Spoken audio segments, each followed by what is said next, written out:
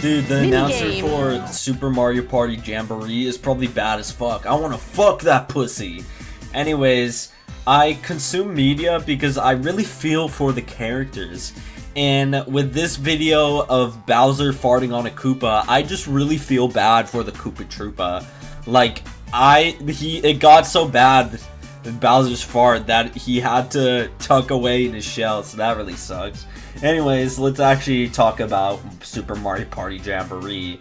So this game is actually awesome so far. So I played one board. It was on the mall map, as you guys can see in the background.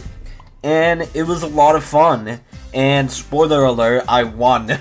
And I just felt so many emotions winning. This is my first time winning at Mario Party in over 2 fucking years. So this was amazing. And I wouldn't have been able to do it without my friends' help. My friends helped me achieve the goal of winning. And it just so happens that I'm the one who's publishing a video with this footage. So even though Toad fucked me up near the end of the game, I actually made it back and actually got the bonus stars, and I was able to win the game. So that was really satisfying. So winning at Mario Party is as satisfying as ever, and the game is very polished so far. I feel like this is much more polished than Super Mario Party, which I also played recently.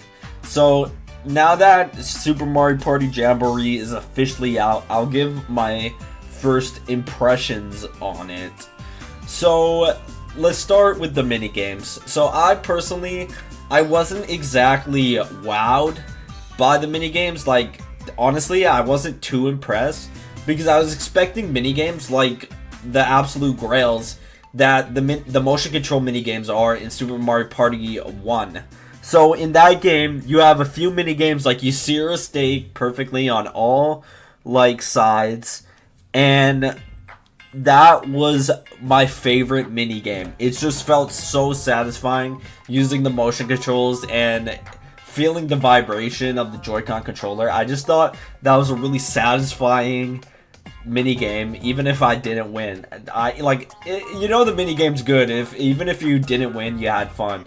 And there's also a mini game where you shake the candy out of a jar, and they're all shaped weirdly, so you have to shake at different angles.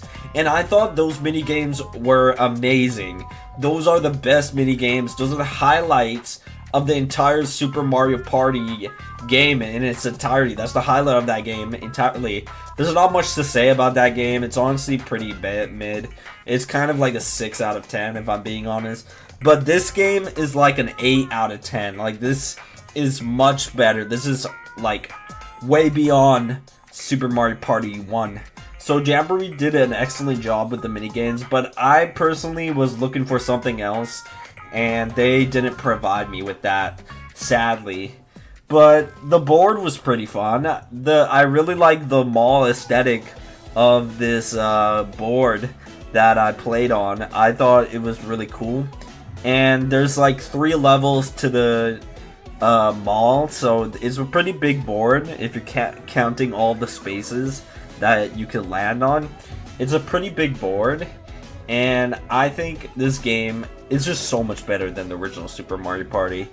And I'll definitely be playing this on my birthday on November 20th with some family. So now I got a new game to play with family, and that's really awesome. Even though this game uses one Joy-Con, I didn't find that much of a bother. Even though it felt limiting in Super Mario Party 1, it didn't feel limiting in Mario Party Jamboree at all. I thought they made excellent use of the controller compared to Super Mario Party 1. But yeah, this game is awesome, and you should definitely check it out.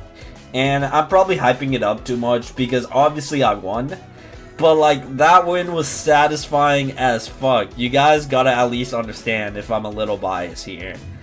The rounds, however, so typically a Mario Party game is 20 turns. But I think starting with Super Mario Party, it's down to 10 turns.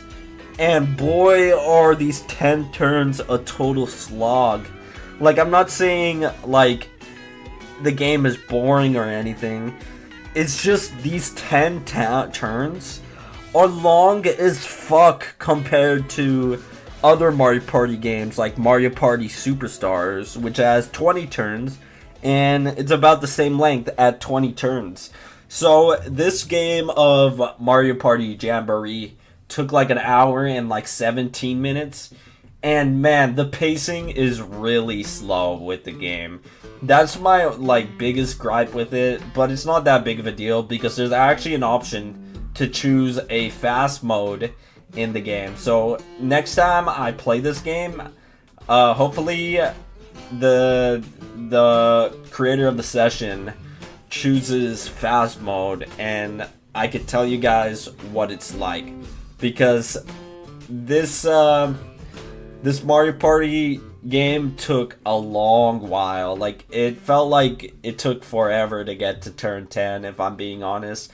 But it was really cool. I really liked the game so far, and I'm looking forward to play through the rest of the boards, because there's like 4 worlds, I think, and inside those worlds are multiple boards. So we're gonna try to complete World 1, and then we're gonna move on to the next world.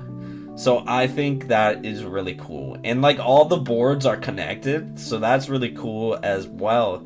It gives a sort of open world vibe to a game that doesn't even have like free movement over the character. You just roll the dice, and that's how you move, you know?